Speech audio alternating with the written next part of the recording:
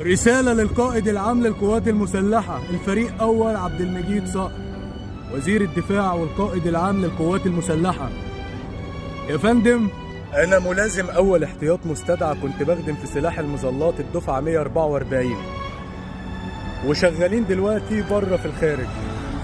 فحضرتك لو في استدعاء يا ريت المغتربين يكون ليهم حظ يعني في الاستدعاء ده، وصدقني كتير يا فندم جاهز انه يلبي الندى باذن الله، ومستنيين اي رساله ولا اي اشاره بعون الله، ونكون متواجدين في بلدنا وتذاكرنا